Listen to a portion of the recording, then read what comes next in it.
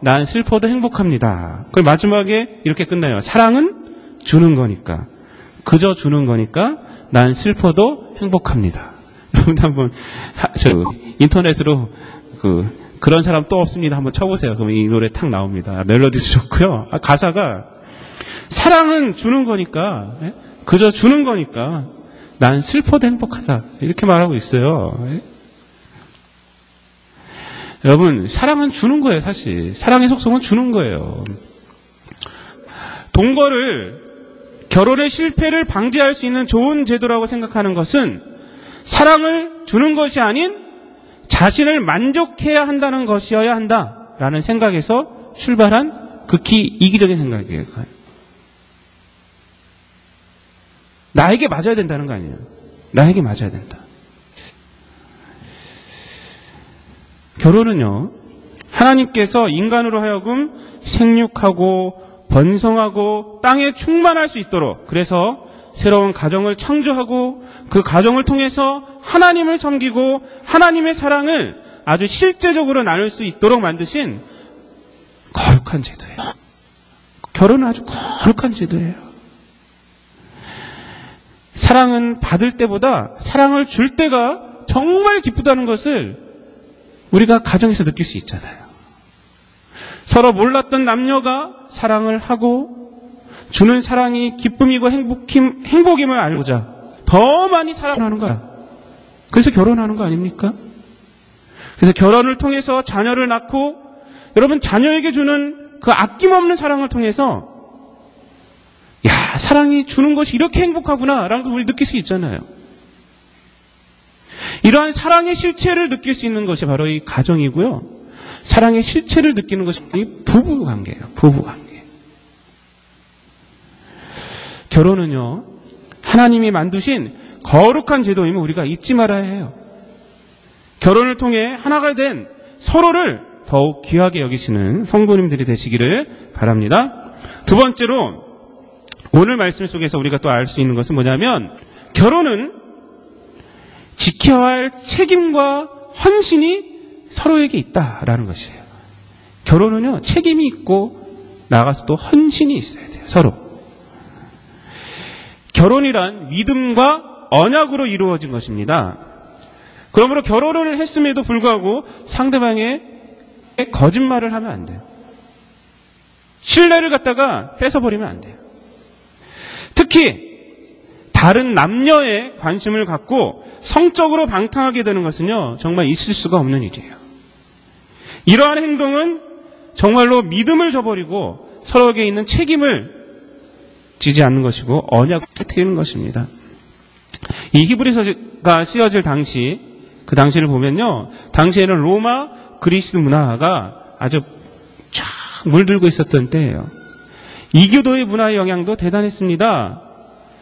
특히 종교적인 문화들이요, 사람들에게 큰 영향을 미치게 된 것이 있었는데, 뭐냐면, 그 중에 하나가 뭐냐면, 성적으로 타락하는 것을 합당하게 만들었어요. 그래서, 종교에 가면요, 아프로디테 성전, 이런 데 가면은, 비너스인가요? 아프로디테가? 그 성전에 가면은, 성창이라는 제도가 있었어요. 성창. 거룩한 창녀예요, 거룩한 창녀. 남자들이 거기 가서 별짓을 다 해도 괜찮아요. 그거는 종교적인 행동이에요. 종교적인 행동. 성적으로 타락하게 만들어요. 이교도의 문화, 그리스의 종교, 이런 종교들이 얼마나 문란한지 몰라요. 성적으로. 이런 세속 문화 속에 그리스도인들이 살고 있었어요. 당시. 그래서 히브리서 기자는 그리스도인들에게 결혼을 귀히 여기라는 말씀을 통해서 책임이 있다, 너희들. 무슨 책임이요? 침소를 더럽히지 않을 책임이 있다. 이거예요. 성적인 것을 아주 강하게 말하고 있습니다. 본문을 보면요, 침소를 더럽히면 안 된다고 말하면서 그 다음에 또 뭐라 말합니까? 음행하는 자들과 간음하는 자들을 하나님이 심판하실 것이다. 이렇게 아주 강하게 말하고 있어요. 아주 강하게. 사람이 타락하는 것 중에 가장 원초적인 타락이 바로 성적인 타락이에요. 그리고 모든 타락은 그쪽으로 가게 되어 있습니다. 타락은. 물질적으로 타락해도요, 성적으로 가게 되어 있고요.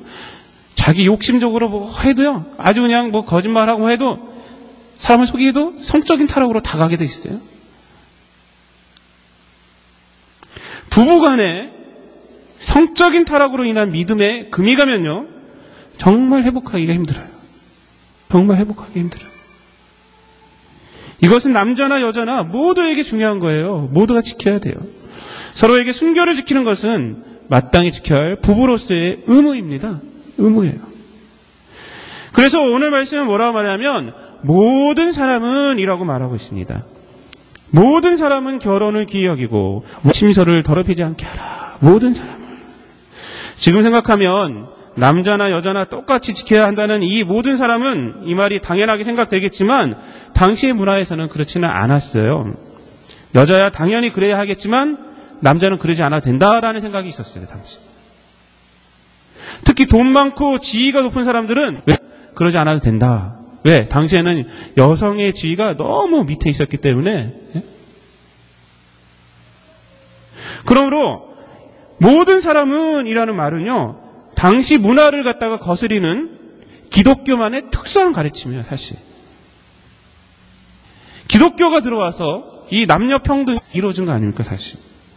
여성의 지위가 우리나라도 마찬가지입니다. 여성이 얼마나 학대받고 살았습니까?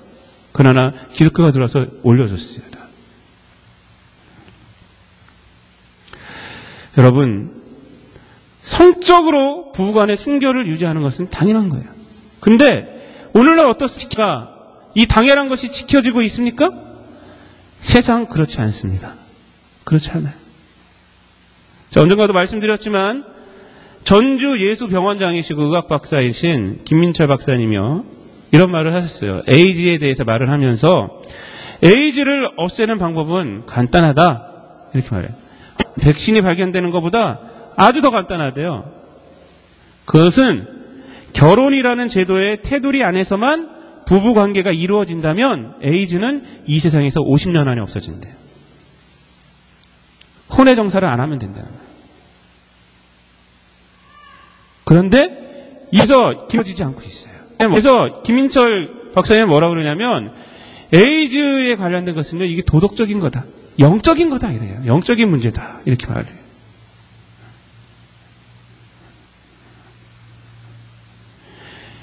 이루어지지 않고 있어요. 이루어지지 않고 있어요. 에이즈가 없어지지 않고 더 지금 퍼지고 있어요. 퍼지고 있어요. 결혼 생활은요, 신뢰를 바탕으로 지속되는 것이 바로 결혼 생활입니다. 그러나 이 신뢰가 깨진다는 것, 특히 성적으로 깨진다는 것은 가정이 깨진다는 것이고, 나아가서 하나님의 심판을 받는다는 무서운 죄라는 것을 우리가 깨달아야 해요. 깨달아야 해요. 서로에 대한 책임을 인식하고 지키는 가장 좋은 방법이 있습니다.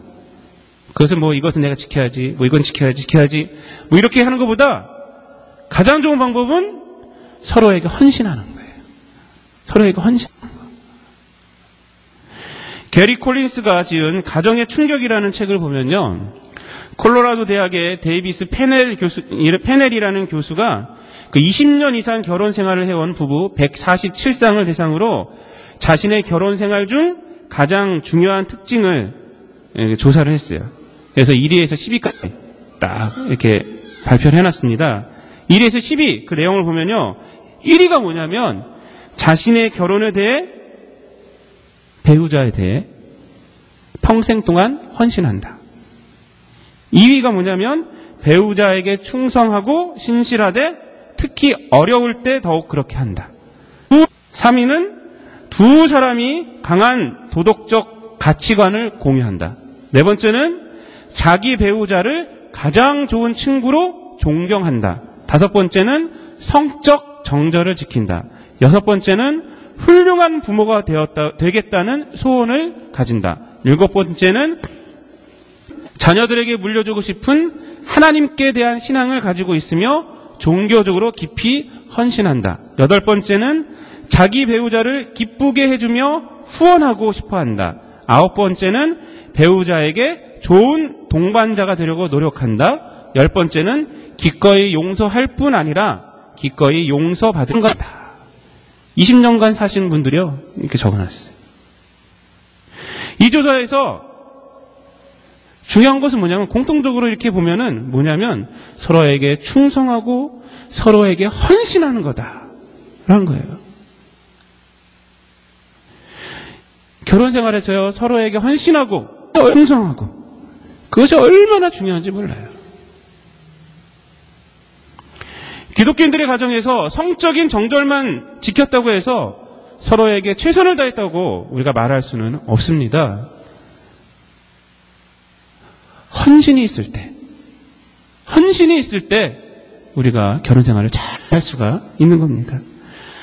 주기영 목사님은요, 그의 책 크리스찬 결혼 교실에서 이런 말을 했어요.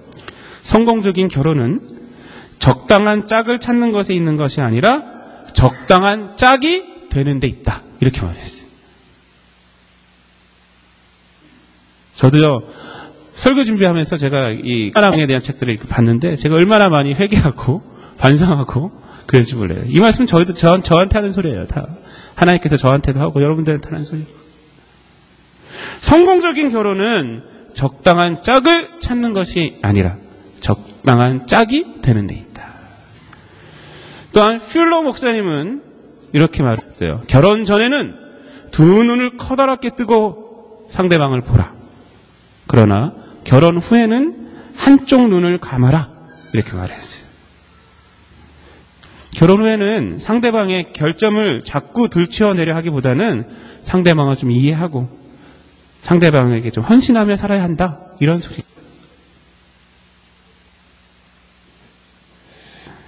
우리가 정말로 부부간에 서로에게 헌신하는 여러분들 되시기를 바랍니다.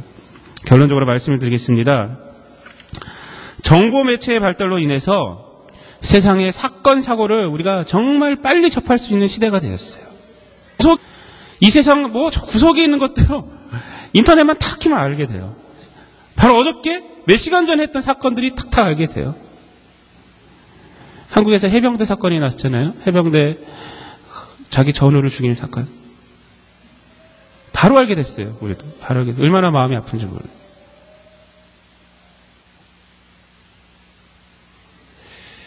여기저기서 안 좋은 사건이 터질 때마다 많은 경우, 다는 아니지만 범인들을 갖다가 이렇게 보면요, 정상적이지 못한 가정에서 불우한 시절을 보낸 사람들이 많다는 거예요. 여러분, 가정은 정말 중요합니다. 부부간의 관계가 얼마나 아이들에게 영향을 미치는지 몰라요. 사랑이 넘치는 가정이 되기 위해서 가장 중요한 것은요, 부부간에 서로 사랑을 하고 사랑을 아이들에게 보여주는 거예요. 신앙생활 마찬가지입니다. 신앙생활의 꽃은 어디서 발휘된다고, 어디서 피어난다고 생각하십니까? 신앙생활의 꽃은요, 가정에서 나타나는 거예요, 여러분. 가정에서. 신앙생활의 가장 큰 실천의 대상은 누구냐? 바로 자기 자신. 그리고 자기 배우자, 그리고 자기 자녀입니다. 가정이 평안치 못하면 남자나 여자나 다 밖에 나가서 재구시를 할 수가 없어요. 여러분 생각해 보세요. 가정에서 하나님 말씀을 실천하지 못하면, 나하고 가장 가까이 있는 사람들한테 실천하지 못하는데 제가 우리들이 어디 가서 그것을 실천할 수가 있겠어요? 우리가 어디서 신앙인으로서의 바른 공동체를 이룰 수가 있겠어요, 우리가. 그래서 오늘 히브리서 기자는요, 결혼을 귀중히 여기라, 침상을 더럽히지 말아라, 이 말을 하는 거예요. 우리들에게 주 안에서 정말로 참된 가정을 이루어야 한다.